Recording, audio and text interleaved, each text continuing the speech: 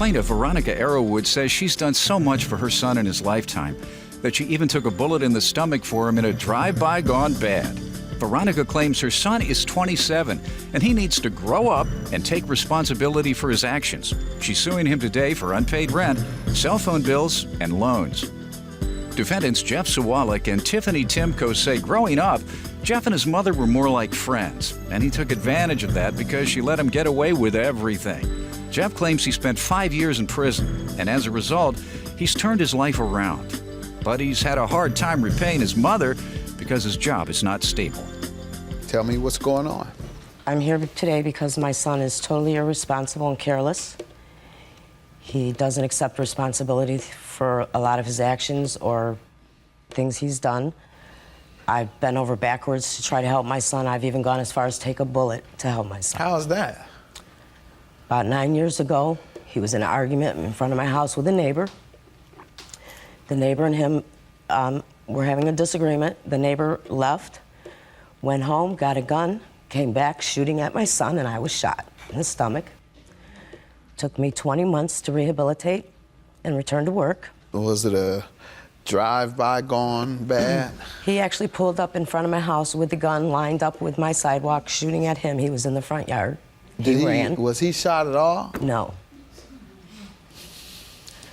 To this day, I'm still dealing with a handicap. These young punks, they can't even shoot straight. Right.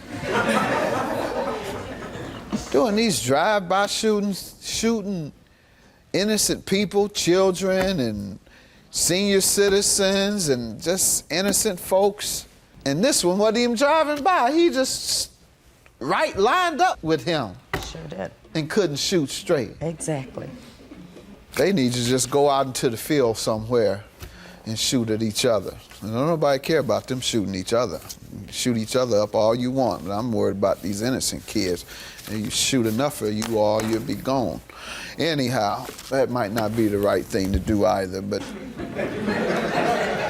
tired of them killing these innocent children and these senior citizens, and now you shot a mother who has nothing to do with it. What do you have to say about your mother getting shot? I mean, it was in defense of my sister. I was just protecting my sister. She happened to come out the house and... What had your sister done?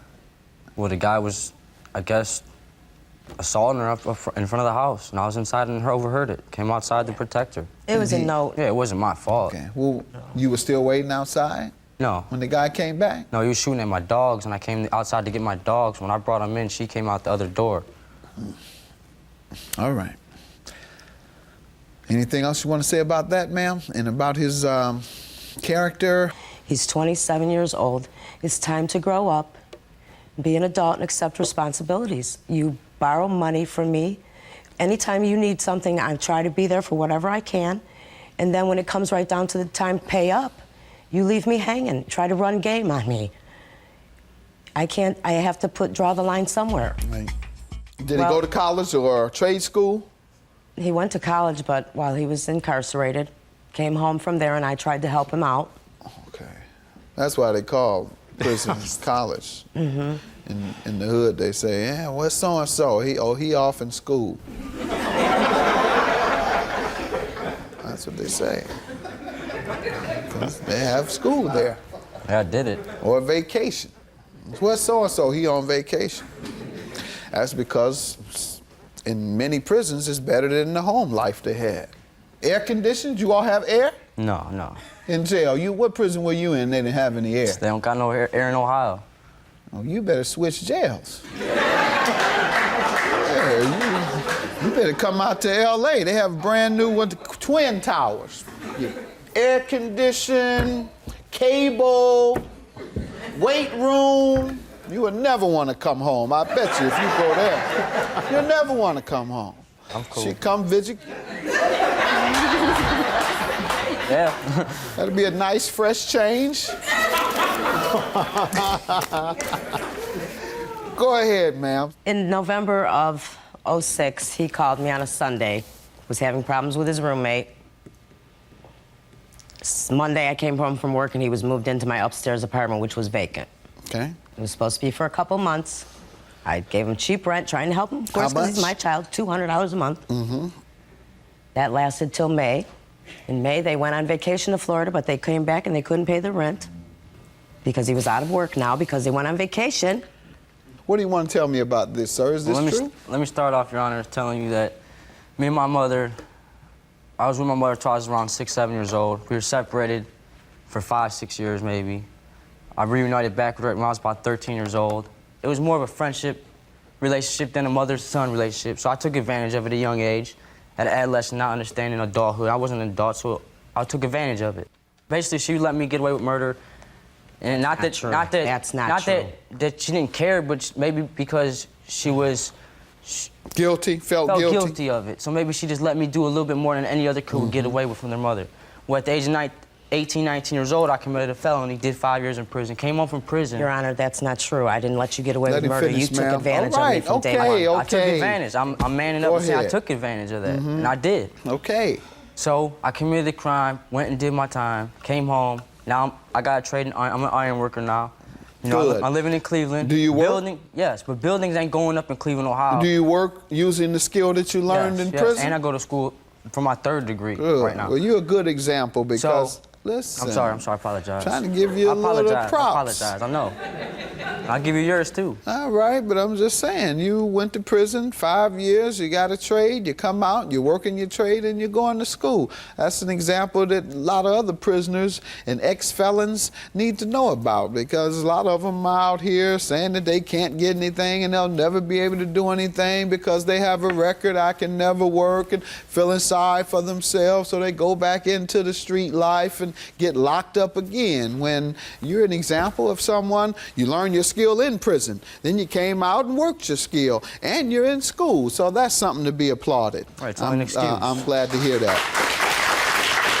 And for all those ex-offenders who are watching, they need to know that if they hang in there and just keep trying, that somehow they'll make a way and not just give up so easily. There are a lot of different programs targeting ex-offenders because they're finally realizing after 40 years of locking everybody up, they found out that it's more cost efficient to help ex-offenders as opposed to allowing them to go right back.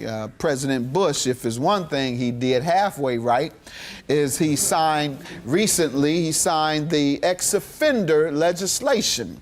Didn't put enough money into it, but at least his heart was there to give toward programs to help felons, ex-felons find jobs and get reacclimated to society so that they wouldn't go back into the prison system. So to all those who think they have no other option in life, just keep trying, just keep working, join these programs, get a job training, get in your own business, do whatever you can do. Just please don't go back to prison, right?